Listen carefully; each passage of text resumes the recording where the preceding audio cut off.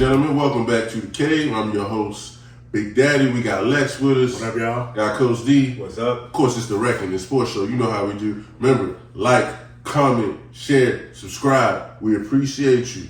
All right, we're going to jump right in it. Woo, it's been an interesting week in sports. Yes. The week after the trade deadline, we didn't think the buyout market was going to be all that. It ain't all that. But there's a couple pieces. So, Okay. Coach, we're going to start with you. Westbrook chose the Clippers. How you feeling? I'm sorry. That's They so promised disrespectful. They promised him a starting role, and he wants to be in LA with his family. But yeah, I've seen Kawhi react to Reggie Jackson when he sends him the ball, gives him the ball, and he makes a bad shot. Ooh. I've seen Kawhi be like, turn around and be like, I could have kept the ball for that. Ooh. And as many turnovers as Russell Westbrook makes, this ain't a marriage. Like this is annulment. And what we got 3 months left of the season. We got 24 games. 23 games. So this is going to be an annulment. He had the Bulls lined up with Billy Donovan. They were going nowhere. I understand that decision. And then you had the Heat, which we'll talk about them in a minute, but they ain't going nowhere either. So I think the Clippers are the most complete team. And again, you're at home, but I don't see this working out. I got a different perspective, but I want to hear from you first. Go. So, I think this is stupid. I think this is. Tell us how. But it makes sense though. It's stupid, but it makes sense. Here's why. So, you say he's going to get a starting role. I don't believe that. I think he's coming off the bench because I was going by Woj. That's what Woj reported. Here's my thing. Here's the reason why I say that. Do you really want your starting point guard giving you 67 turnovers a night? Or would you rather come off the bench and read that second unit? Because if you got an issue with Montrezl Harrell and his personality, then you're going to have a big issue with Russ and his personality. Because they had an issue with Kawhi and Paul and PG because they wouldn't take accountability, right? You think Russ going to take accountability? He'll take accountability with the Lakers. But that's the same. Kawhi ain't taking accountability. But Paul George, you joined in the trio like three amigos. I'm a superstar. You Kawhi and PG know you're not at my level. We know you ain't been at my level for years. Broken down. So hey, look, load managing it all. Broken down. He ain't have to play with Kawhi is right now. So this is what I got. This is what I think. I think they're gonna play about 5 games with Russ in the starting role. He gonna give him 16. He gonna do the same thing he was giving the Lakers. He gonna give him 16 points. He gonna give him 6-7 assists. He gonna give him about 7 turnovers. And then Kawhi gonna be quietly pissed because he don't know how to talk loudly. And then Russ gonna go to the bench, and it's gonna be the same thing that happened with the Lakers. They literally have tried it. You've had 2 stars, LeBron and AD. Now you're gonna have 2 other stars. You got Kawhi and PG. The only difference is Kawhi and PG are a little bit more, shall we say, reserved than Braun. Because Braun he may not say a lot to the media, but you can tell how he feels by the way he plays. Say a lot to the media. Well, he usually protects his teammates in the media, but you're going to see how he plays with you. And you're going to hear these things on Twitter. So this is what I think. It's going to be the same thing as the Lakers and the Clippers. It's going to come to an annulment because it is not a match made in heaven. This is what we learned with this move. And I want to be very clear. On the personal, practical side, I understand this move. Russ don't want to be away from family. He don't want his wife to move. He don't want to go to a situation where she stays in LA and he has to go play somewhere else. So from that perspective, that makes sense. I understand it. Makes sense. From a business perspective, he's small-minded. And the reason why I say that is because he is yet to accept the fact that he's not MVP. Come on now. Come on. That's what this is about. Tell it. He's going there. He's going to get 30 to 35 minutes. He's going to get up 18 to 20 shots. Yep. And he's going to feel like I'm a part of it. The other thing that he knows that they don't have to tell him is Kawhi's playing twice a week. Oh, yeah. So I'm going to have more freedom because the other guy who's normally supposed to take the shots is not there. That's not good. He played good with Paul George. He played good with Paul George. But it was what, 2-3 years ago. He's less explosive now. Oh, yeah. Worse with the ball now. Can't finish at the rim now. It's short-sighted, and this is why I say it's short-sighted. To me, for us to maximize what's left of the Russell Westbrook experience, there were two places he needed to go. Okay. And they both were secondary roles. And this was, if he had accepted it and went there, you would have known, okay, he's matured.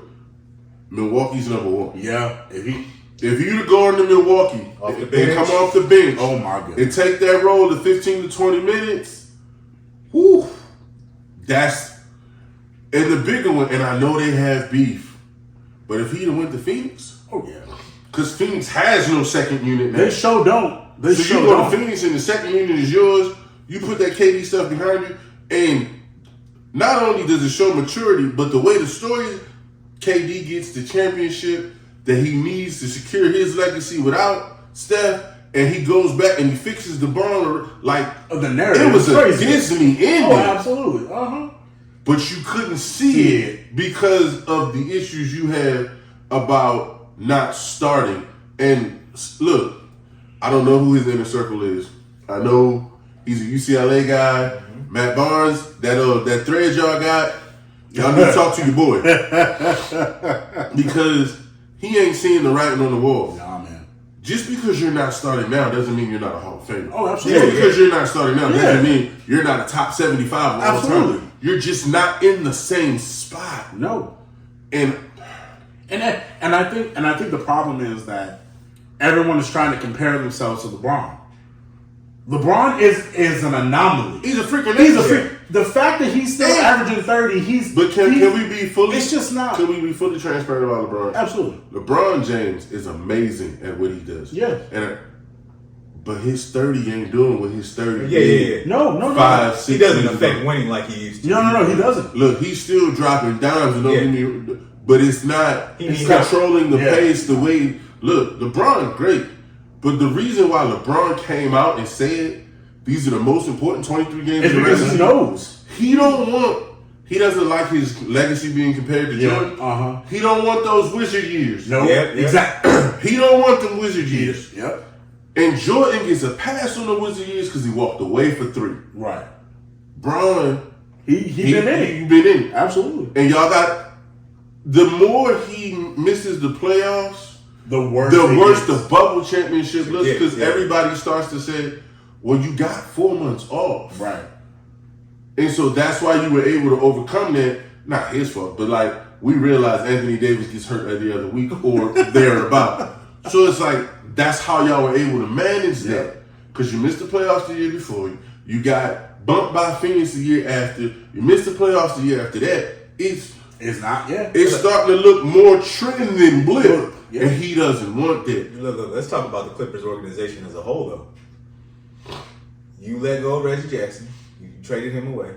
You let John Wall. I didn't like that move, by the way. No. Reggie Jackson been holding it down when when Kawhi been injured. The problem with Reggie is they want a facilitator. Yeah. And that's not who scoring. Reggie's scoring. But this is my issue. Trey Mann is your other point guard, and you got Bones Highland, who's too young. He a hybrid too. So, who your point? Like, you brought Russell in. This one I think he gonna start. Who's your point? Well, the John Wall experiment failed. No. I'm not. You called it. I give it to you. I'm just saying, I thought in that situation, and again, I think that's the situation where he wanted to show he was old John Wall to get a deal, and didn't want to come in and be a point guard. Absolutely. But John Wall's not a point guard. John Wall's a shooting guard. Him and Bradley Beal essentially played the same position. He a scorer, because Lord knows he was no shooter. Yeah. He a scorer. I mean, him and Bradley Beal essentially do the same thing, which is why they couldn't. No, Bradley can shoot. John Wall was killing people because his first step was murder. You couldn't stay in front of him. That was disgusting. But like, when you look at this as an organization, y'all didn't trade for a point guard, and y'all got who was they going to get? Who was on the market that is a traditional set you up point guard? This is what y'all was in talks for D'Angelo Russell, and when you see what the Lakers gave up for D'Angelo Russell and everything they got, y'all could have gave more for D'Angelo Russell. I think the problem with that, you're not wrong. I'm not arguing that you're wrong. I think the problem with that is personality fit, and them still looking at D'Angelo Russell as young D'Angelo Russell, which he's not, versus mature. That's a mistake on that. No, I agree. Absolutely. No, that's them looking I take that mistake over what they have right now, because this team. I don't see it. And then again, we going off Russell Westbrook going into the playoffs. Y'all go to the playoffs, y'all fine. Turnover. No. In the game, you gonna bench Russ? But see, this is the thing. Chemistry I'm back. not gonna let y'all do that to Russ. What this team was supposed to be built on, what this team was supposed to be established around, was the two best wing defenders since Pippen and Jordan. And we've seen Luka cook them. Cook. Now, Wait, hold on. Luka cooked Let's not forget everybody. Utah. No, Let's forget that either. not Jamal Murray. That was Donovan. Donovan Mitchell went crazy on him. So what they were supposed to be, they have never been. Yeah. So we're not going to let Russ come in and be the scapegoat when you haven't lived up to what you were supposed to be. I 100% agree with that. I'm not making Russ a scapegoat, but with Russ' current game, you're going into it's like you filled a role, you didn't feel what you needed. No, I feel that. All right. Well, on the other side of the country. Man, this is worse. Oh, we about to have. Okay. Oh, no. I disagree. I disagree. I disagree vehemently. You go first. I don't think it's going to be special, but I don't think his numbers are going to be bad. We talking about Kevin Hart going to Miami. Kevin Love. Kevin Hart going to Miami. Kevin Hart going to be a fit. Kevin Hart going to Miami probably going to cheat on his wife again. I said. Lord forgive me. I'm sorry. Jesus. It's a new year. Let that man be faithful. But look, it's Miami, bro. There are certain cities I won't go to. No, I ain't gonna say I won't go, but like certain people got tendencies. Like last week, I was stuck in the Miami airport for three hours, and it was a mile and a half to walk from one gate to another. There was no plant-based options at all. Miami on my bad list right now, but moving on back to basketball. That's because you didn't get to see South Beach. Yeah, see? And if you had got to South Beach, you would have seen the blessing that I look. Anyway, wait, Rap. You got me distracted. Listen, and that's what's going to happen to Kevin Hart. He's going to get distracted. But Kevin Love is down there to fill the need because they need a power forward.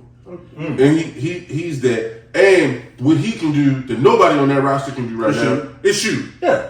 And so, is he going to give me 13 to 16? Sure. Is he going to give me 7, 8 boards? Yeah. Sure. Is it going to change where Miami's going? Absolutely not. Absolutely not. And that's exactly what I'm saying. This is worse, is because the Heat are going nowhere faster than the Clippers are.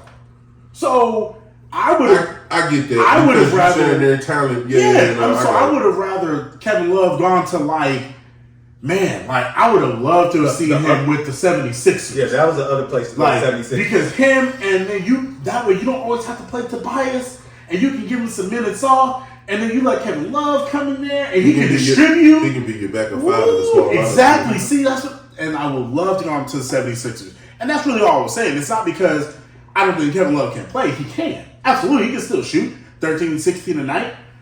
But the Heat are, you know what the Heat are? I apologize. Toronto, I'm not talking about. But they like Toronto when LeBron was given to him. It's like, you're going to get to the playoffs. But you're going to do nothing because Bron there? No, you're not. It's the same way with the Heat. Are they going to get to the playoffs? I think so. I think they'll get there. But are you going to do anything once you get in? No, you about to either get swept or it's about to be a gentleman's sweep. That's about it. And I want Kevin Love to have an impactful presence. And I just don't think he's going to do it in Miami. You know who the Heat are? And I know you was like 12, so I'm talking to you. The Heat are Ja Rule in 2008. Oh, Jesus. Ja Rule had a run where Ja Rule from 98 to like 04, it was Murder Inc. was doing their thing and he was leading. Okay. And then, right. He fell off. Right, man. And, he tried to come back. And he never came back. And, he still had name in certain areas, but it ain't what it was. Right. And they couldn't rebuild it. Miami is finding out it ain't what it was, and you can't rebuild it at all. Look, Kevin Love, the reason why he chose Miami, it was a business move, so he can get another check after this. Because that's when they're going to give you the most playing time. Absolutely. Business-wise, I'm with it. Oh, yeah. 76ers. I said, if he going to give you 13 to 16 and 8 boards, he's going to get another. He's going to get 30 to maybe 20. Probably 10 a year.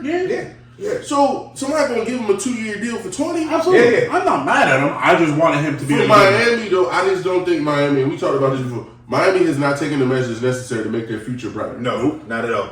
Not at all. But 76ers, if you back up to Embiid, you getting 15 minutes. If the Suns wanted them, you back up to Aiden, you getting 15 minutes. Miami gonna give you 25, 30 minutes. That's the difference. Seriously. I know. If you winning championships at this stage of his career, he don't need to be on the floor more than 15 minutes. Oh, I agree. Because you asking him to guard people now. Yeah. Come play all the time. Well, all right. This week was the All-Star game, and there's been a lot of banter about the game, and people been complaining to the Pro Bowl. I'm going to go first on this one because I think we missed the point. First of all, the Pro Bowl is terrible. Terrible. But it ain't always been terrible. But it's supposed to be terrible. Let me tell you why. Okay, go ahead. You can't tell me to go out here and go all out in an exhibition that's going to cost me money in my regular life. Right, okay. That you Agreed. can't. 100%. Okay. And I'm old enough to remember when they had the flag football game on the beach and Garrison Hurst tore up his knee and cost himself some money, and he ended up coming back, but he was never the same. Yeah. Pre-injury Garrison Hurst. Right. Like, so all these people like, oh, the old school people were crazy. And they didn't have their priorities in the right place. Because you run around for $25,000. What? No. So that's the Pro Bowl. You can't fake football like you can't play boxing. Like, that's just what it is. The NBA All-Star Game is a showcase of the best talent in the league. It is not a competitive game. It's an exhibition. So I go into it knowing layups, dunks. Was it great? Yes, Sundays wasn't great, but here's the thing. I liked when they cleared the floor and it was Tatum versus Brown. Mm-hmm. I like when we get that type of stuff that you're not going to see during the regular season. If you want the competitive format to come, side note, you saw yesterday how much the leader LeBron is of the whole league. Yeah. Because when LeBron plays, hey, we're going to be serious in the fourth quarter. He didn't play, and it was like nobody else could galvanize them. Yeah. Look, Giannis' team almost ended up blowing the lead. Yeah, they did. Because they were playing around too much. There was nobody to say, all right, this is what we give them what they came for. So I give LeBron that. But if you want to make it competitive, you got to go with the hockey format. Okay. North America versus the world. Oh, I like that. And the Make reason, it a tourney. Y'all want another tourney anyway. you know my answer to that. We'll talk about that at a later date. But the reason why they need to do that is because the world has left North America in basketball. Mm-hmm. Jokic, Embiid, Giannis, Luka. Ooh, what you gonna do with that? That's just four. You can find whoever you want to put at five. You can put at five. I'll be 5. Like whoever you want to.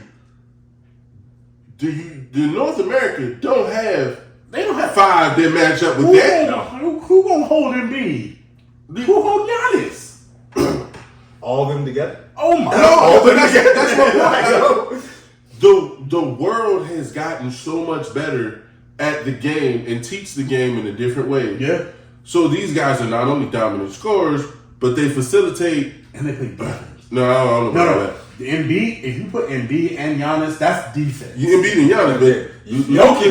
But that's your front court. That's your front court. You should. But the Americans, we got LeBron, and he on his last leg. And I think that's the point. Like two things we were missing yesterday. 2 people were missing: Kevin Durant, Steph Curry. They making an All-Star game exciting when they play.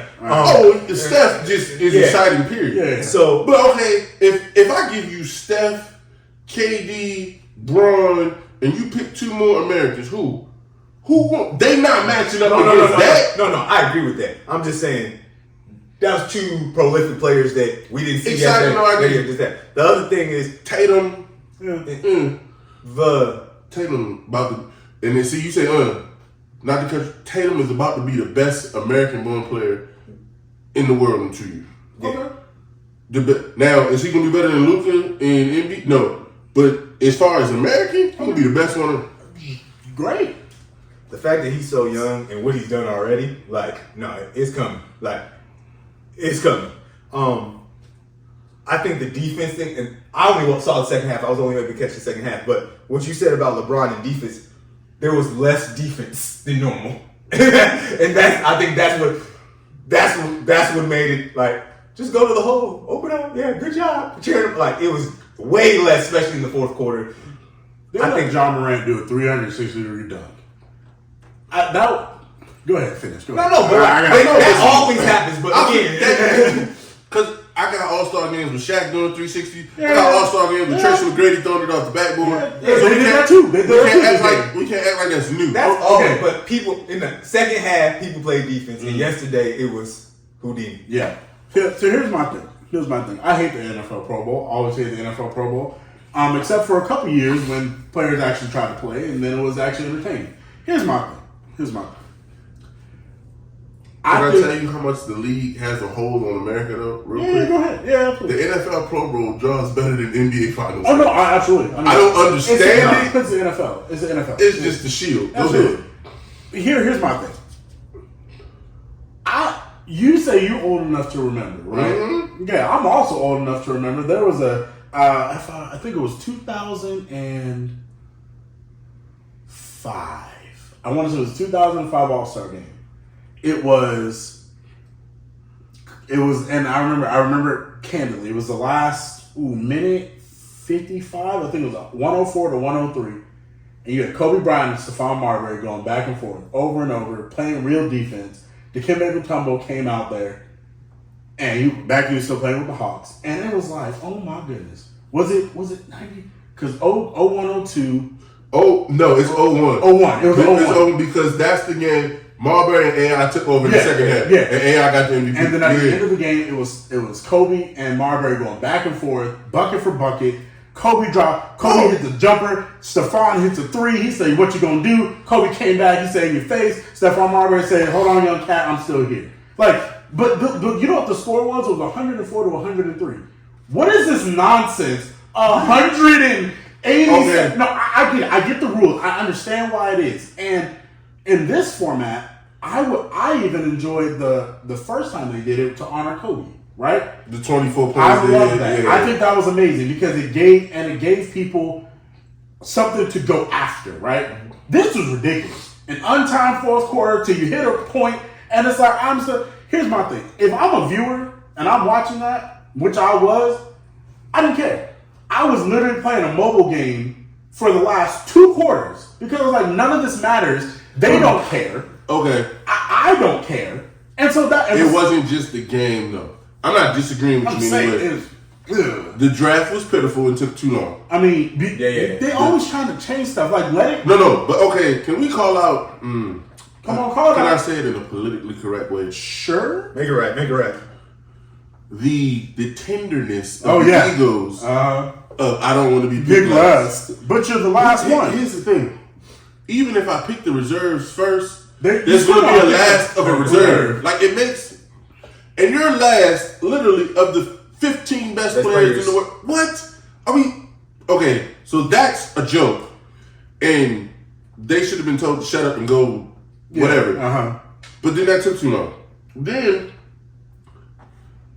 the halftime was longer than the Super Bowl halftime. And from my understanding, old girl Thames is a great singer and all that. But she couldn't hear her note last night. She couldn't. She was like, she was in another. But that halftime show was like, that's a concert. Yeah, absolutely. And then we got a concert that probably took 20, 25 minutes. Then we got to celebrate LeBron again. So we got another 5 to 7 minutes of taking pictures with Karl Malone. First of all, why is he there? Why is Karl Malone even a part of the NBA? That is the big no. Go ahead. Come on. What? Because he has not been criminally charged, the league still deals with him in small spaces. He wouldn't have been recognized in any other city other than Utah. Yeah. If that wasn't Salt Lake, they wouldn't have recognized him. I don't care if it's in Salt Lake City. I don't care if it was in the house that he grew up in. That is not appropriate, bro. He admitted it. No, he said I did it. He's like, I did it, but he was like, I dealt with it personally. I dealt with it personally? Like, come on now. I don't know. That's college messing with a 13-year-old. He was 20. He's not. He's 20. No, that's right. He was from 20 in I college. don't care if you. No, I'm just saying. I understand. I'm not exonerating him. But let's call a spade. He was a 20-year-old. He wasn't a teenager. He was a 20-year-old man. Look, Carl been dirty since he left the Twins. Let's call. Look, you left the Twins, and okay, your mama made you do it. But when you got that money, you wasn't sending back checks. So the Twins is struggling, and they mother telling them, "Oh, that's your daddy." Come on now. Hey, look, I was disappointed in the league doing that. No. I was disappointed because I was like, I know. We ain't gonna talk about hitting on Kobe's wife. Yeah, exactly. Like no, like y'all got children. I'm sure most of y'all got children, and I Look, know but see, you that's would the thing. not want somebody to do that. You shouldn't have to have children to understand how wrong that is. Be that as a man, I'm taking away the out. You got children. So, but go ahead. But no, like. But you didn't have. But you're right. You didn't have to celebrate LeBron again and then take more time. It was a show. Weird. It was a show. But it was weird how it was put together. And you're right. The fourth quarter took forever, bro. Oh gosh. Like, I was just it's disappointed overall. It's all like, the new owner wanted to go big, so no. I get all that, and Dwayne Wade's on that ownership team, so I'm sure he went. Because they tried to set it up to where marketing hit the three to win and then rimmed out. Where it got bad though is these half court shots. Dame ain't crossing half, and he can hit it, but it's like, come on, bro. You not Steph from last year when Steph went crazy and dropped 52. He wishes he was Steph. Or 50, excuse me. And I'm just look. I don't think it should be a full competitive game. But I need that fourth quarter. I need something. Y'all to turn play up. for if every I wish that they would give it. You know what would be really important? You know what I would love? I hope the NBA thinks about this, or I hope a player suggests this. You could have MVP of the game, right? Let's just say whatever. But whoever scores the most points in the fourth quarter, that's the Kobe Bryant award. That would mean so much to those players to be like, if you're gonna play in the fourth, and that's when you play some real basketball. And then you score the most points in that fourth quarter, and you got to be on the winning team. You can't score the most points if you lose. But they already made the All-Star Game award the Kobe Award. I understand that, but I was like, it's got to mean more. Those 50 points from Jason Tatum didn't mean nothing. It was one of the worst of played games I've ever seen. And then you gave him the All-Star MVP award. It was like, you scored 50 points, but no play defense. He was out there jacking up shots. I was disappointed as a fan. As his teammates say, he gotta learn. Hey, they learning. Look. The NFL. What the NFL did was no better playing a flag football game, but at least, I know they trying. They wasn't great. Even players like this was absolute BS. Josh Jacobs came out and was like, this is trash, but. I don't know what it is. Please do better. Please. All right, to your tournament thing. I'm just going to put it out there, and then y'all can give us feedback on what you think. NBA, hear your boy. Y'all want a mid-season tournament. Y'all want to stop the season. Don't nobody want that. No, nobody want that. But what we do want is our players healthy as they can be for the playoffs. Yep. So this is what I'm proposing. Instead of having a tournament in the middle of the season, after the regular season, go to a town that does not have the NBA or a country that does not have the NBA. So, for example, Seattle doesn't have the NBA right now. Hold this tournament in Seattle. The tournament would be for draft position. We are eliminating tanking. The teams that don't make the playoffs will play a one game elimination tournament. You could only have people on your roster that's played at least 30 games. So you can't just go get a guy last minute. And you would play for the right to get the number one pick. So instead of tanking to get Mbamba from France, you have to earn the right to draft him. I think I like that. I think that makes it interesting. It makes it competitive, and it brings back some of the. But it includes everybody in that playoff field, because now we might not be playing for a championship, but we're playing to get better. So imagine, let's say this year, Orlando's not going to make the playoffs. But they get in that tournament. And they go. So it's like the reverse play. And so it's like the reverse play. Yeah. I would like that. I think I like that. You get the opportunity to do it on the court the right way instead of tanking as an organization. So now I'm trying to put the best product on the court because if we don't make the playoffs, we still have to play for something. Right. Okay. I can see that. So you don't end up. That's a week and a half tournament. 2 weeks before the official playoffs begin, and you guys get the opportunity to get healthy, get their legs back, get ready. I like that. I think that would bring some. One, it'd bring revenue. Oh, of course, it'd bring revenue because then it engages people whose teams aren't in it, but now it gives you something to watch, so you know they're tuning in. And then you know what it does is also gives a specific spotlight to some people that get overlooked. So like, we don't talk enough, in my opinion, about the Cade Cunninghams. No, I get you. And because, he's on the Pistons, But, man, you play a week and a half tournament and you show out and you see Cade dropping 25, 30 a night. I like that. It also, I would give it right now to Pop no matter what if the tournament happened. But it also shows coaching. Like, hey, I only got one game. This new coach whose team has been abysmal ain't making the playoffs. But when you gave him this tournament, he coached his way to the second round, third round too. But I also like the expansion of the game. So just imagine you take that tournament and you say, we're gonna have that in Johannesburg, South Africa. Mm-hmm. Yeah. Or you take that tournament and you say, we're gonna play in Brazil. I like that. And so you're broadening the game and you try to take it to where you have ambassadors. So if we take the game to Argentina, obviously that we're going to feature Nocio.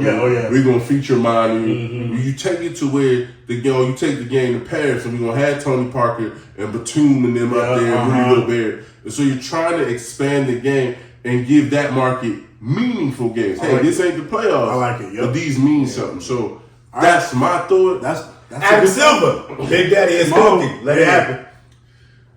All right, guys. We're switching gears now. Okay. Put your thinking cap on. Here we go. I didn't tell you this one was coming, so this is how the presses. I want to see right off the top of your head. All right. Is going to Washington a smart move for Eric Bieniemy? Yes. Yeah, absolutely. Before we get into this, I gotta give your team praise because they get on my nerves. I gotta give you praise. Your boy is hiring or talking about hiring my guy Jim Leonard as a defense. Jim can coach. He can coach. Yeah. I like Jim as a player because he shouldn't have been in the NFL, but he just mentally 12 years in the NFL. Like, let's go. Sir. Jim Leonard is scrappy, but he can coach. Yep. If y'all, that's a win. Now all these players y'all about to lose the free agency. Yeah. Well, you say all. We losing. It's Bradbury, Hargrave, and Lane Johnson. No, it's not Lane. It's somebody else. Linebacker, TJ Edwards. Okay, he let lead tackle, right? And I'm just saying, for a team with me off the backers, I can't give up the back. I got Kobe Dean that take his spot. Like I'm not concerned about TJ Edwards. So that's why. That's fair. But I don't like losing Bradbury. Why? During the regular season, you love him. No. Playoffs. I'm not mad about Bradbury even in the playoffs. We're not even going to discuss that play because, in my opinion, if you're going to call that play, then you should have called the pass interference on earlier. No, I agree with all that. I'm just saying. I'm not worried, but James Bradbury is older than Slay. That's true, but you're losing depth. Okay, but are you going to be able to replace it at the 10th pick? Yes, we're going to get a corner. We get a corner. If we don't get a corner, we're about to go get another defensive tackle to play with Jordan Davis. No, we're about to talk about that in a minute. Y'all about to get the pass. Hey, listen, all right. But Bieniemy. I think it's excellent for Bieniemy. Here's the reason why. Because it's not his fault, but he was never going to get a head coaching job staying in the OC with the Kansas City Chiefs, which is crap. Because for whatever reason, the league believes that because you've had so much success, but then there have been these little reports here and there that, you're hard to deal with and, all these kind of things, you don't get a head coaching job. You're hard to deal with 3 Super Bowl championships. Single appearances, 2 wins. So listen to this. 7 out of the 10 coaches that have been hired since Eric Bieniemy since the Chiefs, they've been fired. 7 out of the 10 coaches that have either been gone into OC jobs or in the head coaching jobs over him have been fired. So, and here, you know the other sad thing about him? Every single one of them has been white. Every single one of them has been white. So here's my problem. Give him a chance. Why not? Well, not all. Lovey and the coach before Lovey were both black. Lovey and Cutcliffe. David Cutcliffe? Yeah. I mean, that's true. I almost don't count them because they were also fired the year after because the Texans are a trash organization. That was horrible. They were set up to fail. Yeah, but here's my thing. Eric Bieniemy obviously can coach. He obviously can coach because because the Chiefs have their success because of Andy, but it's also because you can't discount the amount of influence he's had on that team. And so I think in order to get out of the proverbial shadow, he has to go somewhere. And specifically, he has to go somewhere where the head coach is not an offensive-minded head coach. Because now, anything that happens with the offense is him. So now you're gonna have complete control of the offense. You're gonna have, I believe they said they're going with Sam Howell this year. So you're gonna have Sam Howell, like you said that they were gonna have anyway. So you're about to have Sam Howell. You're gonna have Terry McLaurin, Jahan Dotson as your wide receivers, which ain't bad. You're gonna have a great defense. And allegedly, because that defense has not lived up to what it's been. It was your offense ain't performing. No, that's fair. But I'm saying that defense, it was a top 10, especially that front seven, has not been what they were drafted to be. Fair, but they were still a top 10 defense last year, even with them underperforming. And your boy didn't play last year because he got hurt. So all I'm saying is, I think it's exactly what he needed to do. I think it's exactly the move that his career needed. Because honestly, give him 1 year. As long as Washington is in the top 15, I'd say top 12. If they're in the top 12 in offense, you get a head coach job. All right. Top 12. You said need. Because of how people see him, it was a need. Yeah. Was it the choice going with Ron Rivera, let him handle the defense? You go, I agree with all that. It shouldn't have had to be a need. I don't think so either. And that's my thing. One, even if you feel it's Andy Reid, this guy's been sitting under Andy Reid. Exactly. Like, so you're learning from Andy Reid. Who else have we seen learn from Andy Reid? Doug Peterson? Matt Nagy.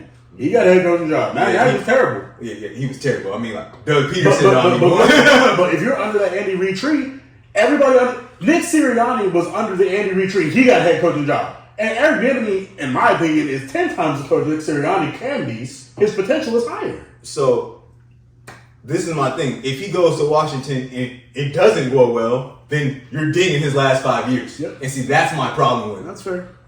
Here go where I'm at. One, he should have never had to. Agreed. Let's just start with that. Yep. But okay, stepping aside from that, because that is what it is and we can't change it. I've seen this model before and this doesn't work. Okay. When you have the model of the head coach does what his specialty is and he takes his hand off the other side, Yep. it splits the team. And I'll give you multiple examples. The Ravens. The old school, we can go Mike Dickey and Buddy Ryan. Yeah, that team that was crazy. But I can go newer than that. We can go the 2002 Washington team. The head coach is Steve Spurrier. Yep. Steve Spurrier comes in and was like, I'll run the offense, and he gives the defense to Marvin. Well, Steve is not a thorough guy. Right, I was gonna say. say. He wants to be playing golf by 2. Exactly. Marvin's got meetings when the head coach say no, and all of them talk about how that was crazy. We've seen when you Lovey tried it. I'm gonna do the defense. Give me Mike Martz. Mike Martz wouldn't run anything Lovey wanted him to run. They almost got Jay Cutler killed with the nine-step drops. 55 sacks. Man. So we've seen it fail horribly. So I don't like the setup at all. If I'm Ron Rivera, now I'm looking over my shoulder because technically if we struggle early, I just hired my replacement. Yeah. Oh, yeah. Oh, absolutely. So they start 0-3, 0-4. We just going to promote you, and now we're handing you this mess to try to fix. Yeah. And even if you fix it, see Steve Wilkes, you're not guaranteed the job. Yeah. Now, what he does need from this, and it's the reason I think he's not in Baltimore, and I know he's hiring the offensive staff. Yeah. Mm-hmm. The one thing that these other men had that he does not have is a litany of connections. He's not yet. No, he doesn't. So when you walk into these coaching meetings, the first thing they're gonna ask you, well, one of the first things is who's gonna be on your staff. And if you pay attention, a lot of these staffs are cronyism. You look at the Cardinals coach. Oh, I work with him here. It's not interviewing to see who's the best. It's I know this guy. I know this guy. Me and this guy work with. Yeah. And I get that. Like y'all, my boys. If I ever get on, so I understand it. But my point is, Eric doesn't have it. So Eric now has to go build the staff, and then building the staff, he has to build relationships. And then here's the other thing. Let's also talk about this. Look how late into the offseason we are. Oh no, there's no question. And now you're building your staff, and now every single team has all their positions filled now. So anybody that maybe you may have wanted, so he's got to go college. Yep, he's got to. He has to go college because most of the NFL guys, unless they're position, they're set in now. They're not. Especially if you're moving family and doing all that, you're not like the defensive coordinator that Jonathan Gannon just hired for the Cardinals, right? 29 years old. Look, supposedly supposed to be a genius mind. There were rumors that him and Bieniemy, he wanted to be on Bieniemy's staff because he was going to coach. He was going to coach the offensive line. But the problem is, it was too late. Yeah, no. And now I get to be a defensive coordinator. I mean. Why wouldn't I want to be instead of offensive? But at the same time, it's like. So, no, Eric has to go out and Eric has to make smart hires. Yeah. Who's the best wide receiver coach available? Who's the best offensive line available? And then, here's the thing. The QB coach, who's going to be the buffer? We've already heard, and this is what makes coaches great. Yep. I got to know my personality and what's needed to make my personality work. Andy Reid worked under Mike Holmgren. Yes. Holmgren was a task master. Him and Parcells, what Andy and them did is Andy was the buffer between Holmgren and Favre. Yep.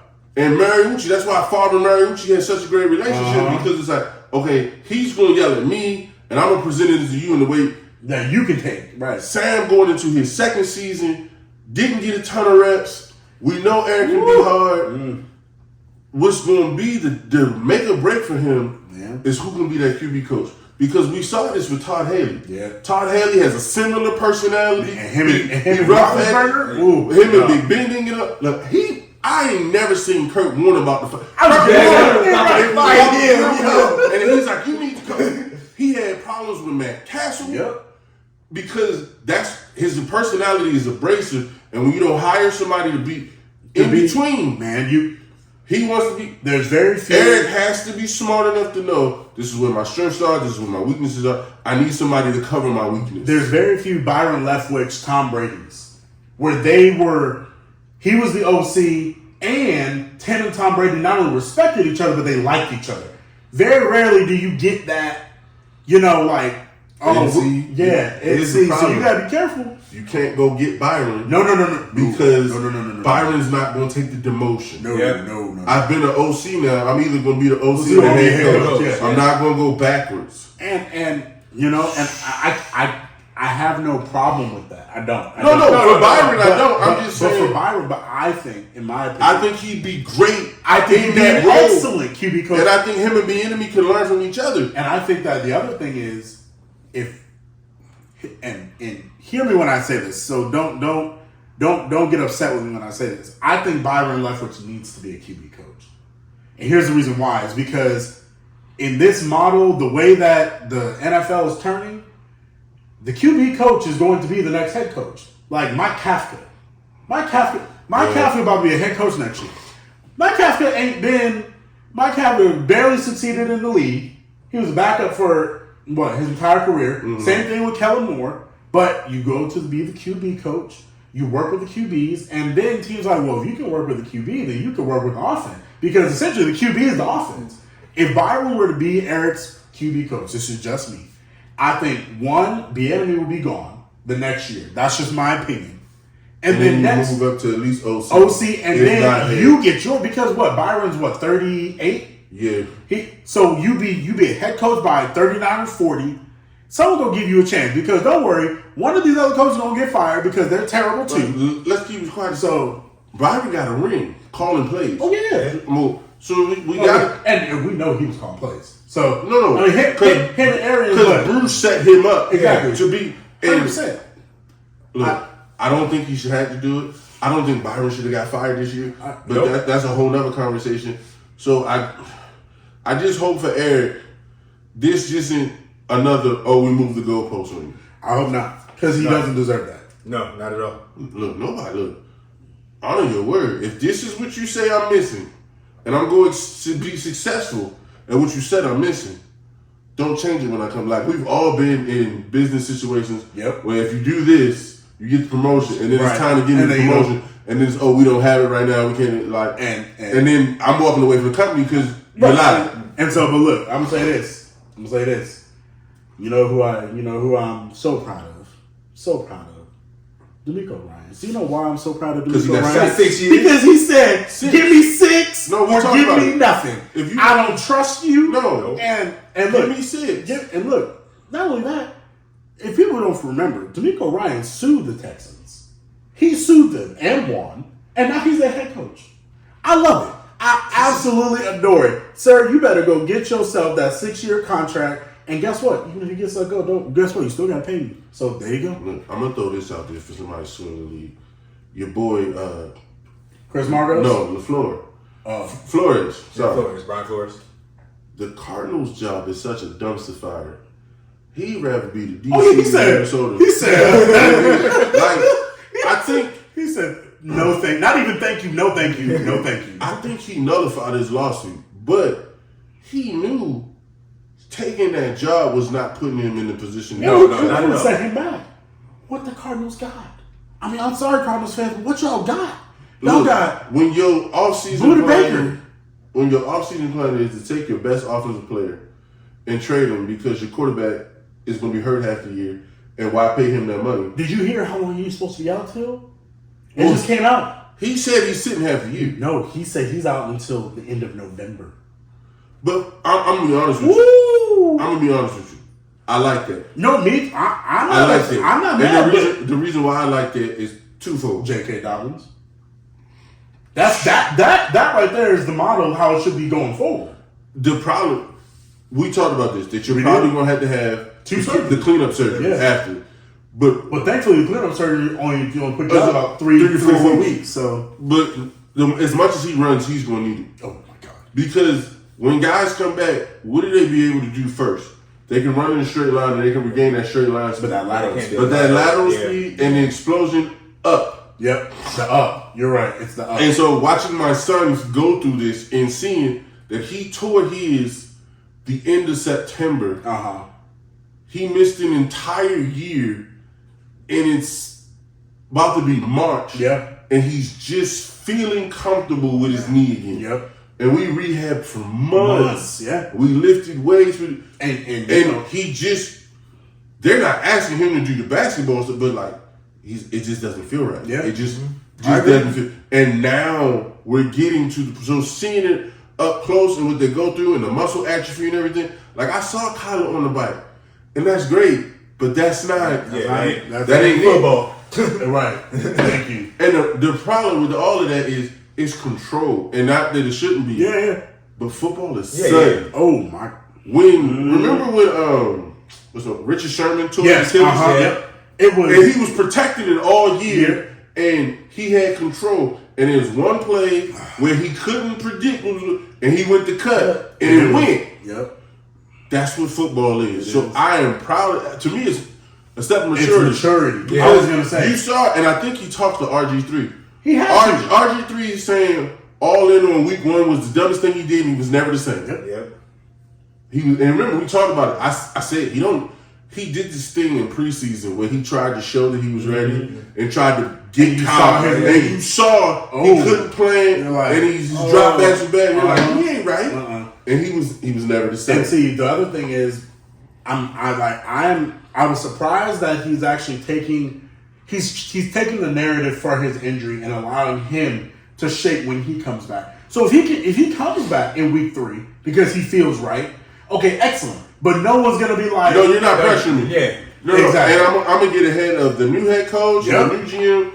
No, you better come in here knowing that I ain't gonna be ready. no, Yeah, so absolutely.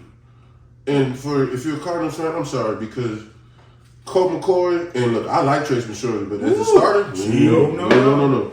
All right, starting February 21st. There we go. Teams can tag players. Yeah. Go first. You know who number 1. Yeah, we already know number one. What number 1? Come on, number 1. Y'all want me to cry on camera. That's what this is. I ain't gonna do it. I ain't gonna give you the satisfaction. I'm just saying. Vent your feelings. My feelings are that the moment that they tag him, It's over. it's over. Yeah. That's my feelings. Okay. It's over for 2 reasons. One, the organization cannot handle that cap number. Oh. Not and be functional. 45 Jesus. If you want to play championship football, Before you go, explain to people what the cap number means. Because there are some of our viewers that don't understand how can Dak make 40 but only count 15 against the cap. So the way the NFL cap works is that you have how much you make a year versus how much is allocated to the actual cap that you get. So the NFL gives teams a cap number every year. I think this year is like 223 or something. Yeah, it's the highest ever. And so $223 million you have to allocate for your 53 player roster, 46 are active on Sunday. So the way deals work is normally you sign a long-term deal, most of the money in most of the years is considered bonus money and doesn't count against the cap. So Dak made $76 million in his first year, but on that cap number, his first year, it was like 15. Yep. Because it was all bonus money. Now, chickens come to roost in one of them years, and they're going to have to redo Dak's deal because his cap number is going to be like 45, and they're not going to be able to afford it. When you do franchise tags, the entire number goes to the cap. Whole piece. So instead of it being, he's making 45 this year, but only 19's to the cap, 45 goes to the cap. So if the cap's 223, that's over 20%. Oh, 20% of the cap, if you want to be a championship team, should not be allocated to one player. Not at all. Then you're paying him $45 million, and essentially, if you do it again the next year, it goes up. It's like over 50. 51, I think. Yeah. Lord knows you can't afford that. So that means he's going to walk away as an unrestricted free agent. And if somebody signs him, you get a compensatory pick, which is a third or fourth round pick, which is not commensurate with the talent that you just let walk away. Third round pick for an MVP. So where the Ravens are right now is in between the rock and the hard place that they placed themselves in. I was going to say, there we go. They placed themselves in this place. I do not want Justin Fields. No, okay, and that was my next question. I do not want, and this is no disrespect to Justin Fields, but I know what Lamar is as a passer of the football. And Justin, it ain't that. And our new OC, I don't know. The book is still out. He won a college national championship. He made Stetson Bennett look like he could actually be a backup in the league. I don't know. But I'm telling you, if they tag Lamar Falcon next year. Whoa, hold up. And I'm telling you, this is the other part. If you tag him, they can trade for a 1 and a 3. No. Right? There's an exclusive tag. Yep. They put an exclusive tag. Exactly. Okay. The exclusive tag is so nobody can do that because teams will be willing to do that. It's Lamar Jackson. It's Lamar Jackson. But on any team, I'm telling you right now, if they tag him, Miami and Atlanta is just waiting until next year. Oh, absolutely. Unless a quarterback falls on the board. Because, and what's going to mess up the Ravens, Lamar is not at a place yet as a passer where he can sit out all offseason. He ain't signing it. Nope. So he's going to show up September the 5th like, okay, I'll sign it and play. And it's not a holdout. He's not obligated to be there. Nope. I'm not. So now the offense is already behind. Oh. This is a DaCosta mess. And then here's my thing: if I'm Lamar, I am not a proponent of cheating your team, but then I'm also a proponent. No, sometimes you gotta pay the man. I'm an independent contractor. Amen. Man, Look, charity begins at home. I got to start with my own. My first step on that field, I'm taking the first snap and I'm dropping back and my ankle hurt. And I'm gone. Like I'm not gonna risk generational wealth for my family because you want to play hardball. No. I'm not gonna do that. Because, and then I know After teams you want saw what happened to Dak. Oh no! Absolutely not! Oh no! So The way that leg rolled up and they hit no, I'm with you. All right, but the other one, there's two more that I think are two more. Okay, you got two more. What you got? The Orlando Brown. Kansas City. Oh yeah, he getting tagged. He go to He team. made himself some money in the Super Bowl. Dak. Yeah. I thought they was gonna let him walk. Me too. In the Super Bowl, he was like, "Watch He ate this." Hassan Reddick. He He did. destroyed him, Mm-hmm. and I'm like, it was like watching a kid at the bowl game. Yeah, Like, yeah. it was like, oh, every time he pancake, I'm like, oh, there's $1 million. Yeah. Contract. There's $1 million. Contract. No. He balled out in the Super Bowl. Yep. He about to get that Jordan Mailata deal. I don't know what Kansas City gonna do, but they stuck. The other one, I don't think they should do it, but I think Saquon gonna get tagged. Oh Yeah. I don't think Saquon should get tagged just because, not that he's not good. You can't let him go to the Cowboys. That's why they tagged Right, him. exactly. That's You cannot because let him- he walking to Dallas. Cause he That's walking the to team he Dallas. grew up on too. Oh my! Can you imagine him with that offensive line? I don't want to imagine with the offensive But line. look, it's either Dallas or he don't lose the state of New York. Huh? It's either Dallas or he don't leave the state of New York. Going We to going to the Jets? No. Western New York. Buffalo. Oh. You give Josh Allen a running game? You put him with Josh Allen? Oh. Look, Ooh. Okay, then I'll have look. You made me eat my words. If you give Josh Allen a running game, I don't know what he's supposed to do. I don't know what's supposed to happen with the Bills. No. If Josh Allen's not the leading rusher on that team, yeah. And then Saquon, you gonna make Josh Allen just better. Oh. So like, And Josh Allen now- make Saquon better. Now, yeah, both. I mean, He that's went what up they against 7-man boxes. but now when he put that ball out there, I ain't worried about the backs he got right now. Oh my God, no. But no. you put it in Saquon's belly and pull it out. Woo. Look, Them linebackers jumping up. Yeah. Knox just got better. Who's the Diggs. Well, Diggs Diggs is is- already a monster. Yeah, but but- who's the secondary receiver? Gabe Davis? Gabe Davis gets better. Like, no, it. So I get why the Giants are actually going to be forced to sign him to play keeper with. Yeah. But see, I don't think that's a bad thing. But let's all start about this. I do because their offensive line is still terrible. Yeah, I understand. But as an aside, did you hear about the Daniel Jones news? Oh, Did you hear about the Daniel Jones news there? Daniel Jones, so they offered him a contract. We don't know what that number is. Daniel Jones said he wants $45 million a year. Daniel Jones says he wants $45 million a year, yo. Now listen to me. I'm tell you right now. 45 over 10? He wants. What? He wants a 5-year deal, $45 million a year. That's the reported number. Okay, wait. I heard the XFL paying that much. Like, Here we what? go. As his agent, we got to start high. Okay, no. As his agent. What I'm fine with realistic high. No. Not Look, I'm not going. this fantasy high. I'm not going to lowball myself. We started 45, and you come back to the table and you say 30. 15. Okay, all right. Look, 15. we got to be realistic. Yeah. Listen. Like I agree with you in the real. What's the other football league about to start? What, the USFL? Go ahead. They need somebody with a name. Look. Like, go ahead. You're not wrong, but at the same time, I was gonna say we got to be realistic. 30 Realistic, I ain't paying this man. $30 million would be exactly what he. You can walk. Okay, no. For who? Take your emotion out of it real quick and put some bass back in your voice. Calm down. You can walk. He walks. Who's your quarterback? If Brian Daboll turned him into something, Geno Smith's up for a franchise tag as well.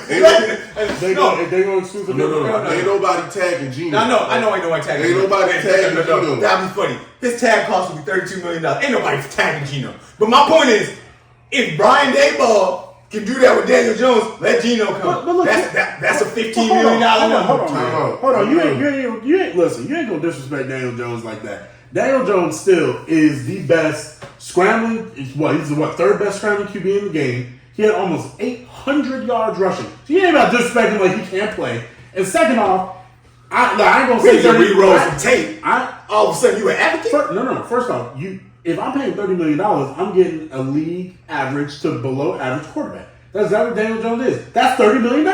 Okay. You need to remember, Dak Prescott gets paid $40 million a year. Dak Prescott is between, the 13th to 15th best quarterback in the game. We know he's not as good as him. So if we drop that number to 30 to 35 million, that's perfect. He's roughly about what Kirk Cousins makes, right? Kirk Cousins makes about 34, 35? Yeah, Kirk better. I agree. But if you get him for that money, you're going to get the same exact production. You ain't getting Kirk regular season out of Daniel Jones. I mean, I'll say this. just saying. Geno is a no for me, not because of talent. He's more mature now, but I saw what the New York market did to him. Oh, yeah. I agree with that. So I would not. We got to give Pete some credit on being a psychiatrist and a coach. Oh, yeah. For getting him to play. Yeah. No, I don't think Geno Smith throws for 30 touchdowns ever again in life. I don't think so either. Well, So- unless he stays in Seattle. No, even then, I think he maxes about 26, 27. I think that was his greatest year. I think so. I don't Because think his talent has told me over the years that's about his ceiling. like so. I look at Daniel Jones and I get what you're saying. You don't want to pay him 30. I agree with you. I I'm just understand. saying. I'm about to be like the MLB though. We should not pay people. Like you can go. I'm just being real. Like you want these numbers. But see, you can't just replace a quarterback. But that's what I'm saying. Who can't you gonna go get? There's nobody else. You tell me who you replacing them with. And remember, Like, they don't have a high draft pick, so Not they get being funny, as bad as you think he is, and I understand that. If we are fully objective, when Kenny Galladay supposed to be your best wide receiver, Jesus. you ain't got a real tight end to think of. Your offensive line is bad, and you still figure out a way to be productive and get to the playoff. We have to applaud Daniel Jones for what he was able to do. I'm not saying he's great, but I'm saying in that circumstance. This ain't my money, but I'm telling you, no. But no, I get it. Let's be real. Could Baker Mayfield have done what he did last year? No. If Coach J-Ball is what he is. First off, and you gonna stop calling Brian Daboll name like you believed in him all year? No, I didn't. I did. So I'm Put saying some respect. no. Again, if Coach Dayball, I'm giving him respect. Nah. Did that with Daniel Jones. I'm just saying, but if I feel you can get 97 out of Baker. no, you cannot. How dare Cleveland you? got 97 out of Baker. How dare you put that blasphemy out there? Cleveland got 9-7 with 2 starting running backs carrying the load. That is one of the best offensive line in the game. And wide receivers. Let's Okay, so so here's my thing. Give Daniel Jones a second year in the system and see what you can get.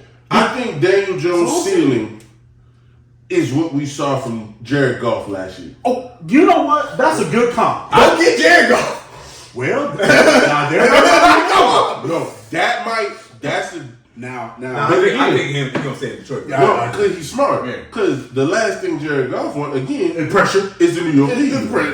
When you don't expect Jared Goff to do something is when he do the most. And if you come to New York, even though they know your history, they're going to be like, well, can you take us to a Super Bowl too? And the answer is no. No. That's true. But no, Oh, I just.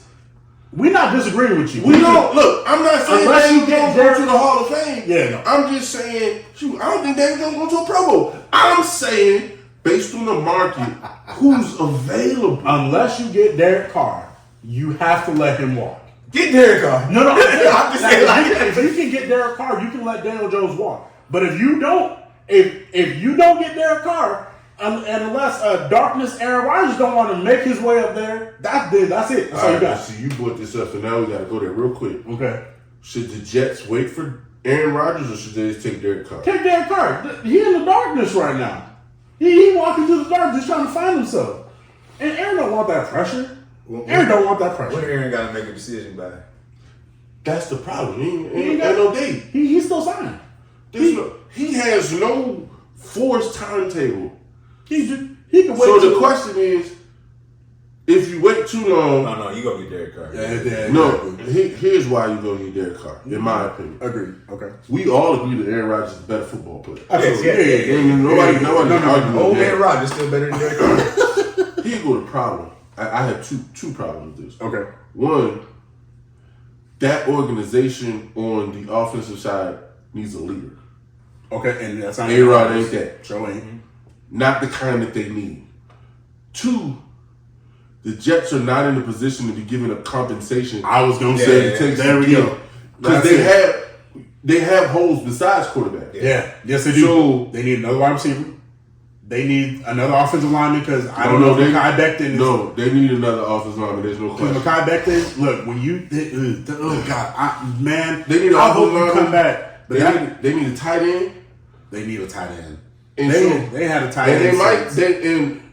they might need another edge rusher too. So they have things that they need. And you'd have to give up at least 2 ones here. Right? At least. At least. So I don't think you. I look at it and I say, bird in the hand is better. Yeah. I agree. So I'm not saying that you get Derek Carr and it bumps you up here. What I am saying is you get Derek Carr to stabilize. But look at the Jets last year. The Jets last year were in the playoffs in the last month of the season, right? Mm-hmm. So if you can get God, Zach Wilson is broken, and look, and Mike White ain't he not in.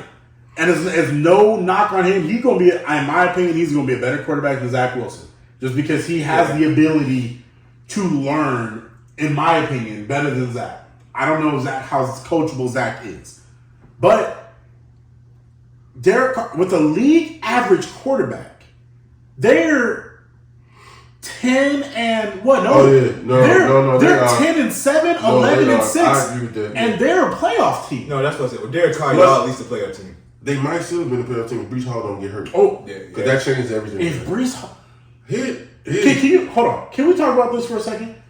They had the offensive rookie of the year with Brees Hall. Mm-hmm. He gets hurt. Then they just happen to have the best rookie wide receiver go get offensive rookie of the year. Then you have the defensive rookie of the year, who was also an All-Pro. We said for Bennett, the draft class was great, and the draft class definitely lived up. There's no question. When I look at them, I feel bad for Zach because I feel like Zach learned some bad habits, and the offensive coaching staff that was there was not great. Yeah. And you got a coach that's focused on defense, you can see, but on offense, he didn't put his hands on it. He didn't build a relationship with the quarterback. Nope. And the quarterback, to be fair, you know how we gave Trevor Lawrence the pass? Yeah. I know it's 2 years, but if Zach goes to a new situation, I'm giving him a pass.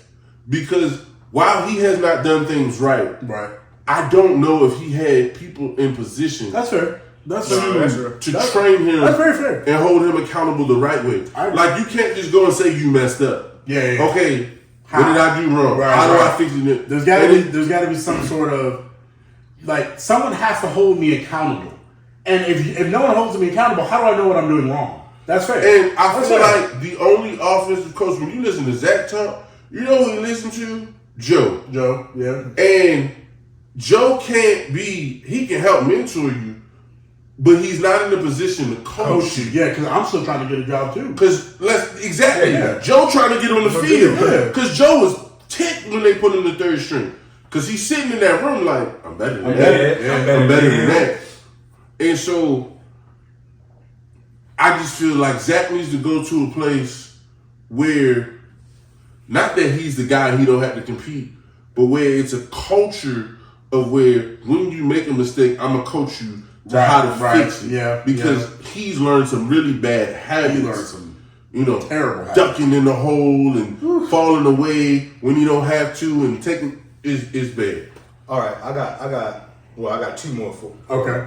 All right, Dallas. Zeke gone. Well, not necessarily, but go ahead. All right. Zeke was gone until Tony Pollard got hurt.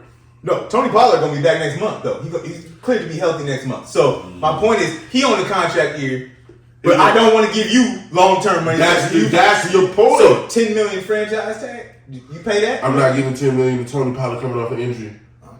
Because not that he's not a good back. Hear me when I say this. I hate to say it this way. See, I know what you're about to go to. Dog, they can go find a running back to beat Tony Pollard in the 6th round. Mm-hmm. So why am I going to invest $10 million in Tony Pollard when I can get a kid at league minimum that's going to give me the same production? Absolutely. So it's not that Tony Pollard is not good. It's just that the easiest position to replace in the Is running NFL is running back. No, look. I don't think 10 million is too much for him. He is gonna have a full offseason. I mean, he's back next month, cleared to resume activity. It's not that it's too much, but if you Dallas, I need another receiver. I need offensive line. I need a center. I need a center. I need another pass rusher to go If with you Michael. don't sign with him, you need 2 running backs. Yeah. But again, I can get him. But Zeke said he was ready to restructure his deal to come back. Not only is he going to restructure his deal, for all the reports I've heard, this is a deep running back draft. It is. So Headed by Deshaun Robinson. That man's a monster. But all right, talk about him. Second one, Jawan Taylor. Protect your prince. Oh yeah. He might get franchised. That's true. Franchise 18 million? Yeah, for a left tackle, that's not awful. It's not terrible. It's a little high, but would you say Jawan Taylor's top 10? No. He's not. But in this market, what else are you gonna get? Yeah. If they don't franchise Orlando, I'm running to his door. All right. Okay. So here's who I got. Obviously, we got Lamar.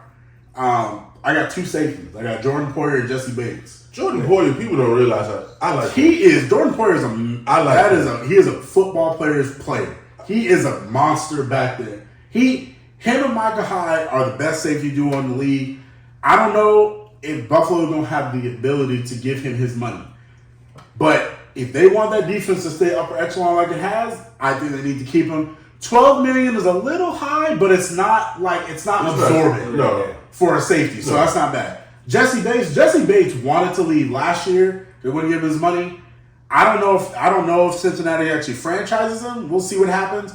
The Eagles have been circling Jesse Bates for 2 years. Man, I'm so I don't know what's going to happen with that. By Cincinnati. They got a couple contracts. They do. No, that's the problem. They do. I'm so intrigued by Cincy because their owner has never spent his money. I know. Yeah. And I just don't trust he don't do it. I don't trust I'm looking at it and I'm like, I think the only person you're going to pay is Joe Burrow and Jamar Chase, and I think that's it. You can't. Yeah. You say that, but they've never done it. No, I agree, but at some point, I just don't trust it. You gotta change because they are a field goal away. Oh yeah, from back-to-back Super Bowls, and they are so close. Like Kansas City is great. Don't get me wrong, but a play here, the play there, it's different. If you don't push Patrick Mahomes out of bounds, it's different.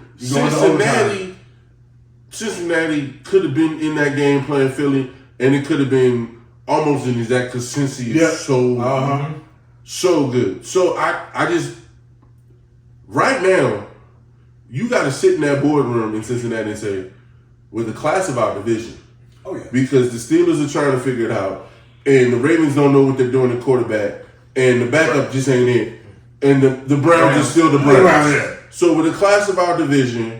So we get an automatic home playoff game, and we're the only team in the AFC now that scares Kansas City. Literally the only team. So maybe the Jaguars, because the Jags are coming, but they ain't there yet. They got to prove it next year. So I just think you're right. As an ownership group, we got to say, are we going to have this opportunity again? Because we don't know how long it lasts. I mean, look, because you know when it ends, when you start paying people.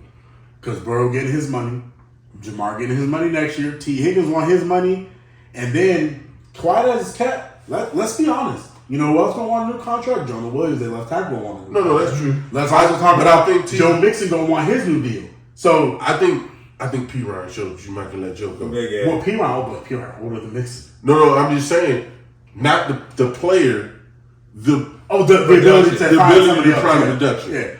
And I also think T. Higgins is going to be the one that got away.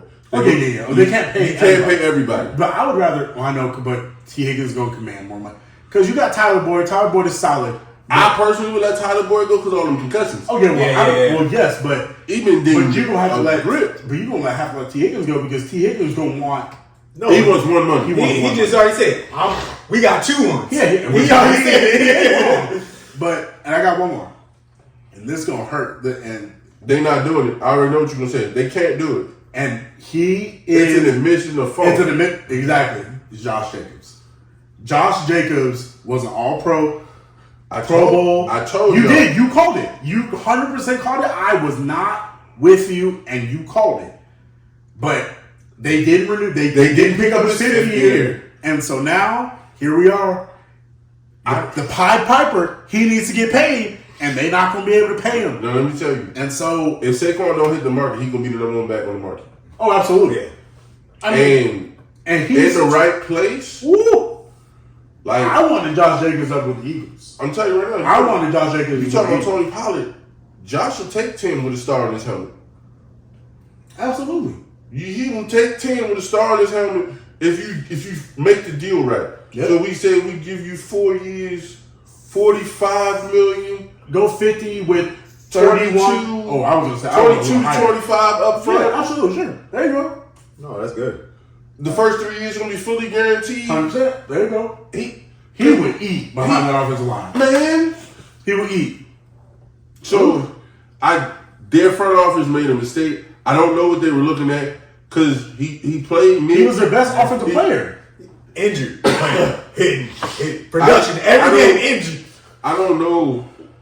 And again, to me, that felt kind of personal. It did. Like you didn't remember. I told y'all the problem with Chucky and Mayock was that, and even the new regime, they wanted you to have a certain personality. Don't be a group, and if you didn't have that personality, you weren't one of our guys. Can I ball? Right? Hey, can I ball? Because you know, Devontae's not a Gruden grinder. He can ball. He's not. No. He is not an Al Davis type of player. And I feel like that's what the Raiders still are in. They want a specific type of player. I don't think he's gonna be there next year. No, I don't. Who? Devontae? Oh, he gonna be there. They're not gonna trade him.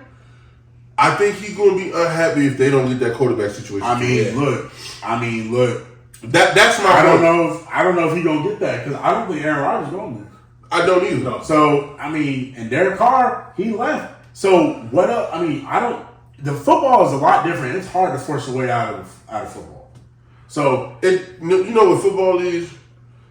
The basketball player don't care if they're perceived as a jerk or not. No. Football players kind of do because the narrative gets around and then they don't want to resign you, and when you get older, they hold it against you. Exactly. So that's also true. But look, he still got the best off the ball. I think hop step. Devontae, in my opinion, is still the top 3 in the game. It's him, Justin Jefferson, and Jamar Chase. They claim he had a down year last year. Yeah, he had what? 14 and 12.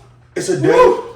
Damn, how was that down? Look, that's what outside of that year with Kansas City, and this year with the Dolphins, that's Tyreek's best year, and that's his down year. Woo.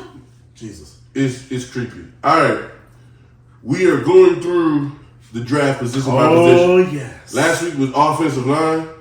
With the big boys on the other side. Now we're going on this D line.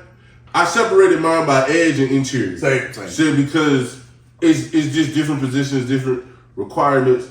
I'm gonna tell you who's not number 1 on my board. I done the research. I done looked at some tape. I done read, and only certain people are willing to say this. Will Anderson Jr. is super talented. Mm-hmm. He is uber talented, but he's 245 pounds, and I don't see it every play. I know he got the measurables, but I don't know if it's gonna show up. And he's scaring me, and not that he's built the same way, but it's reminding me of Javon Curse. I'm sorry, Jadeveon Clowney. Jadeveon Clowney. When Clowney knew going into his junior year, he was the number 1 guy. Okay. And I played not to get hurt my whole junior year. Okay, yeah. And when he got to the NFL, Clowney has great numbers when you look at pass rush win rate. Yeah, that's okay. And not a lot of sacks. Yeah, that's the point. Yeah. His win rate, and he's great against the run, but he never became that sack guy. Right. Okay. Even when he was playing with somebody else on the other side. Who's he playing with? He played with TJ. Played with JJ Watt first. Well, yeah. And you still wouldn't get it. Like, he would get these wins, but he couldn't close. Yeah. I look at Will Anderson, and I just don't see it. Ooh. I think he has a huge boomer bust, where he's like a home run and strikeout guy. He's Mark McGwire. Ooh. Okay. Like, there's not much middle ground in there. He ain't giving you average. Mark McGwire was hitting 265. Facts. But he was going to hit 45 to 50 bombs. That's just what he was. I mean, that was most power hitters though. It's see, I grew up on the Big Hurt. And the Big Hurt Oh, Frank Thomas. Big Hurt spoiled. I mean, but Big Hurt hitting 300. Yeah, I mean, him and Miggy were one of the few power hitters that also hit for young Sammy hit for X. Young Sammy hit for 300 too. Yeah, I mean, okay, young Sammy and then you got mid Sammy. Yeah. And mid Sammy and old Sammy. Old Sammy didn't know. I mean, so okay. I mean, Will Anderson is not in my top 5, so don't be shocked. Woo! Not the top 5. Okay. No. Okay. No. I don't think he should go in the first round. Oh, that first I was blasphemous, but go ahead. Keep going. I'm just talking about, I think he's talented, but I'm talking about that security in drafting the first rounder that I know. When I pick you in the first round, you better be a multiple time Pro Bowler. That's what I'm drafting for. I just want to remind the people at home, most of the people at this table do not think Aiden Hutchinson was going to be that dude. What did Aiden Hutchinson turn into? I'm just saying. So I didn't, because I didn't think so either. No, what I saw in college, I didn't see it. I'm like, he's a motor guy. I thought him and Karlaftis were the same player. Karlaftis, I like Karlaftis. So do I, but I thought they were the same player. But I thought I was like, oh, he a long Vanden Bosch. Yeah, remember Kyle Vanden Bosch? Absolutely. Being long had made him be able to finish because Kyle couldn't finish. So, but like, okay, we got a couple guys. Okay, who you got? I wrote it down. Hold on. Where my guy? Here we go. Darrell Chiami. Now I know this is a homer pick. I ain't even going front like it's not a homer pick. I know. He probably going in the second or third round. Yeah, he is. But University of Maryland about to show up and show out. Fear the turtle. I said what I said. Stand on it. I guarantee you, he gonna make somebody happy. Okay. No, but for real. Okay.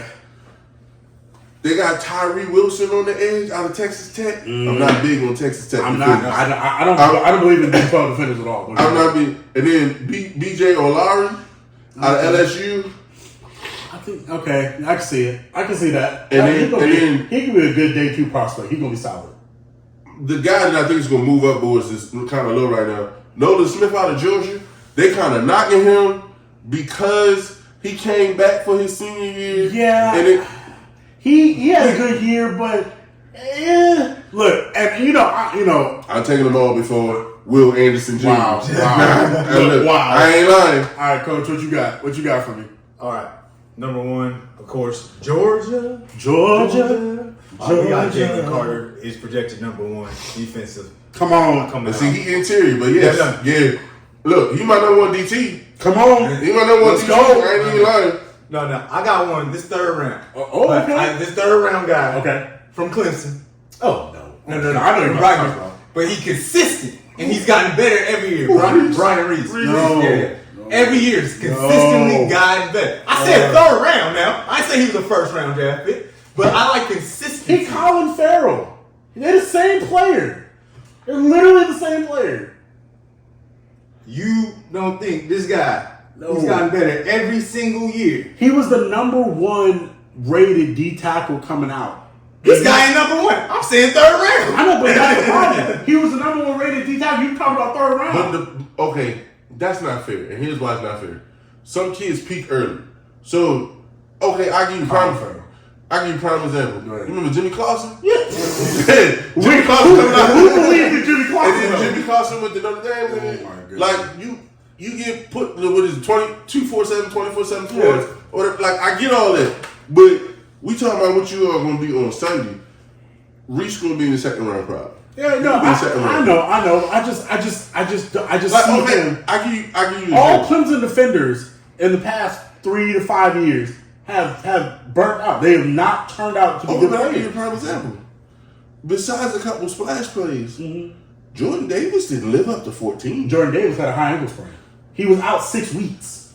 Besides a couple splash plays, he was out for 6 weeks. Okay, guess what? Besides 6 weeks, there's 11 other weeks in the season. And guess what? The first 4 weeks he played, he was the number 1 rated run defender in the league. And there was more weeks. And then 6 weeks, and then what happened? And he ain't looked. He had to go. They got Ndamukong Suh and Linval Joseph because he ain't. They thought he would. I'm not out on him. I'm not out on him. Don't compare Jordan Davis to to this guy. Don't do that. Don't do My that. point is, Jordan Davis looked like he was going to come in and be the second coming of my man from the Packers, whose name escapes me. BJ right? Raji?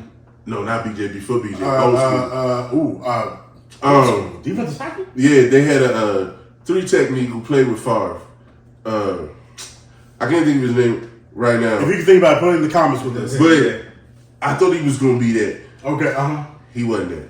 Okay. That's all I'm He saying. also 340 pounds. That's fine. I mean, that's fine. You can say that. That's fine. No, I keep remember going that. to this. Keep I'm going gonna to remember that. Go ahead. Go ahead. No. My last one is Gervin Dexter out of Florida. Again, second, third I round like guy. that. I like that. The I like only that, thing I though. don't like about him, I'm watching He out of highlights of Florida. him. Yeah. He out of Florida. Florida D-line don't do nothing really. He out of Florida. The thing I don't like about him, though, when you see him, he can't locate the ball. Hey, you watch every yeah. highlight ball over here, he over there. He in the backfield, but the ball no. Gilbert Brown. Gilbert Brown was like 360 eating. But see that's okay. So there's a defensive tackle out of oh my gosh, I forgot where he's coming out of. I think is it Kansas State. I forgot where he's coming out of. But he is 355 pounds. But the problem is, I mean, he makes splash plays, but at the same time, No, he ain't got the stamina to keep doing. yeah, exactly. So all right, Look, Michigan like got that. to do this. I like that. That's a good. That's Michigan got to do name Mozzie Smith. Yeah. Mozzie Smith like 340. Yeah. He could be a big boy. Yeah. But like again, Mozzie got agility though. Like that's the He problem. got He can't be agility. big with no agility. Yeah. I don't need you on the agility. Can you hold 2 blocks? And that's all. Can you hold 2 so my linebackers can get through? So- Because I'm just saying on first and second down, can you hold the A gap? Yeah. And let my it depends on the defense you play. Agreed. All right. So, in Phillies, y'all traditional 4-3. I got it. You ain't looking for that. But I don't need all that. you don't need No, all that. no. But when you play in my city, you know what I'm saying? Your system needed a little bit more. Mozzie might be on our list. Ain't he play for a hardball? Or we going to have a full book on him? That's a good point, actually. All right. I separate out by defensive tackle, defensive lineman. Number one rated. I love Will Anderson, but the number 1 rated defensive lineman is Jalen Carter. The man is a monster. I would love to pair him with Jordan Davis in the middle of the line. I know he's not going to drop to 10 because I think he's going to be a top 5 pick. If he's not 5, you're not getting past 7. But I think Jalen Carter's up there. I like Mozzie Smith though because he does exactly what he's supposed to do. He anchors that line and does not move. And I think that is something that who is it? Christian Wilkin for the Dolphins. He could be that type of player where if he loses a little bit of weight, like maybe 10 pounds, he could get that agility where Christian Wilkin maybe get like 5-6 sacks a year, but he's a menace to try and run on. I think Mozzie Smith's solid. Then I gotta do that at Pittsburgh. All right. So I don't even know how to pronounce his full name correctly. Kalaji, but listen, it's something like that. It's Kalaji Cansey. Listen, I watched tape on him. He's solid. He probably not gonna go in the first round. I probably got him a mid day 2 pick. But as defensive tackle, Day 2, day 3. I say mid 2. Only reason why I say maybe day 3, he a little lighter behind for D tackle. I'm not comparing to Aaron Donald, but I'm just saying. But Aaron's a freak of nature. I understand, and he has the measurables. Aaron Donald 6'1", he's 6'2". So he 295, 297, 280. He probably gonna bulk up for that. I probably put him out. Well, look, combine is coming up. We'll see. But I'm just I like him. I'm gonna tell you what I want to see with him. 286 foot, yeah. 286. Okay. No, 286 foot. Oh well. This is what I want to see with him because we know how long is his arms. Yeah. Oh yeah. The arm Can you separate? Can you disengage and get up? If he, you can't be short and stocky in this league. No. You gotta have length. You gotta. So but I like him. Third round guy in my opinion, but I got you. All right, D-line. Obviously, Will Anderson, you say no, that's fine. That's totally fine. I'll be right on this one. I got Will Anderson number 1. But then I got Nolan Smith as number 2 because honestly, look, I wasn't as impressed, but with the class of defensive linemen coming, like edge rushers specifically, I think he's better. Then Miles Murphy out of Clemson, even though Miles Murphy got the measurables that Nolan does not have, I think I see Nolan as like a, who's the man that plays out there for, actually no. Actually his perfect comp is who just got drafted, the number 1, Trayvon Walker. He's a solid end. Trayvon went too high in my opinion. I don't think he should have been. But Trayvon, I think he's going to be. He's going to be a solid, better. Yeah, but I think his number 1 is way too high. Yeah. But I think him or the linebacker edge rusher for the Green Bay Packers that got drafted in the first round, Quay Walker. Walker. Okay. They very similar. Nolan is a little stronger because he plays on the line, but I got that. I got Miles Murray out of Clemson just because of measurables. I can't say nothing about it. I like Clemson's defenders, whatever you already know about that. Let's blues past that. Here's my dark horse out of Kansas State. Felix Azuma. Listen, I think this might be the next, and I think you're a little bit better because I think you're a little bit stronger. You got a little more durability. I think he might be that Ziggy Ansah type of player. Yeah, but see, Ziggy never figured it out. But see, that's what I'm thinking. I think he can. And Ziggy was so raw. But he's not raw, but he's got the same measurables. Yeah. Ziggy was a problem for about 2 years. And then in second and third year, but he never put it all together. I think he's a day 3 guy. I think he'll go 3rd, 4th round. But I think he might turn into something nice. I'm gonna say it. Felix Azuma out of Kansas State. He's my dark horse. I got one. Okay. That it's not a football factory. Fair. But he's talented. Okay. I can't say his first name right, so y'all forgive me if I say this wrong. Siaki Aka. Out of Baylor. The Vita Vea comp? Oh, that's my boo. Out of Baylor. Hey. Dude, 6'4", 358. That's Vita Vea, bro. And that's the Raven to me. This I know. Who the next nose tackle? Look. He explosive. Him in front of. But he explosive. Smith? He explosive. But have you seen his move? Man, look, if he can be like Donata Pecco, and then Donata Pecco just hung in the league. Look, I'm just telling you. If he Vita Vea, everybody needed this Simone on their team. Everybody. But true story. Dude, this 348?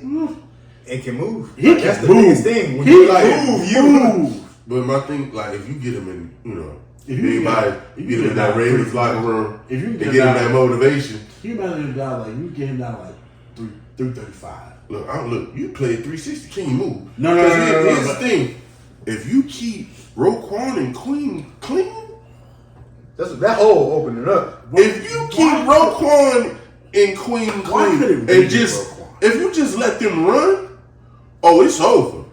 That's who we need. That's who I want. I want to Roquan. Look, that's what I want. You can't have everything. Just went to the Super Bowl being greedy. Hey, look, I'm just saying. He's the best middle linebacker in the game. Man. Like, and I'm gonna say this, and I feel like I was cheating.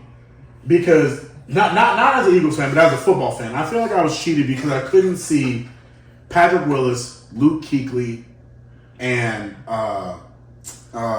Fred Warner a little bit too far, but I couldn't see Patrick Willis and Luke Kuechly play at the same time. Like, I feel like we missed that golden age of new age middle linebackers. Because I didn't. I was there. Well, yeah. Well, I watched it too. But I feel like now you get. I was good. Watching it. But I feel like now you Patrick would have played longer. Yeah. And Patrick left early. He left at 8. And Kuechly had to retire early because of the concussions. I know, but it's like, man, can you imagine? No, but I get your point. Yeah, because Roquan is the new breed of excellent middle linebacker. We don't get many middles like Bobby Wagner had. Yeah. Fred Warner was doing his, but you didn't have that guy. That middle linebackers that we've been seeing weren't changing defense. No. Yes. Yeah, like there's certain guys who change defense. Yeah. And so they don't come around. I know, and it look, I'll tell you the truth. It makes me appreciate Ray more now. Absolutely. Yeah. You thought, okay, we just go draft another guy. This is not a plug and play situation. Not at all. And it's special. Yeah, dude. And you don't understand until you ain't got it. And to see Roquan embrace that role. Oh, yeah. I love it. I And love then it. Ray said they working on Oh, man. Let Go ahead, Ray. Look, Coach him up. but look, we looking at this. I'm gonna be real. The Cardinals need to be looking at some of these D linemen. Oh, yeah. The Cardinals need Jalen Carter. That's who the Cardinals need. Because they... With coaches that know how to use them, that's true. This is the Cardinals need everybody. Because they got my man Isaiah Simmons out of Clemson. Yeah, he should be a safety. That's why Thank you. he be a safety. Me and my boy, and you'll probably see him on here, Kyrie McShay. Me and Kyrie McShay argue all the time, and Kyrie McShay is like, hey, line him up at backer. He's not. You put him in safety and let him come downhill. Cam Chancellor. He a better Cam Chancellor. That's Yeah. what I'm talking about. He a better Cam Chancellor. And he also has range to cover. Exactly. And that was my thing. I'm like, I know you got Buddha. And Buddha like to play in the But pocket. they like Thompson. Well, they got Thompson plays that, but yeah. But I'm like, if you put Isaiah back there, or look, this is just me. And one of the things that made Urlacher is his ability to run up the seam. Yes. You put Isaiah and just say, Go get Brian Urlacher, if y'all... Brian Urlacher's career is made off of taking away that seam. Yeah. Like, you wasn't outrunning him on that. No. Not a tight end. And people forget he played safety in college. Right, Like, the dude exactly. was just running. Dude, I don't think Isaiah Simmons has been utilized to the I best agree. of his potential. Right there And with we'll see. We got your boy as the coach now. We'll see. Oh, good luck. Good luck. Hey, look, if you saw the Eagles defense over this past year and in the Super Bowl, don't worry. He's going to do the same thing with worse players. You see what's going to happen. Next week, we're going to look at safety, specifically safeties. Here we Who go. are the top safeties? Let's go, y'all. Safety is probably the most underrated position in football Yeah, until they give up a big play. And then you like, wow. So we're going to examine the safeties. Remember, like, comment, share, subscribe. Appreciate you. Apple, Spotify, YouTube. We got you covered. We here. Peace.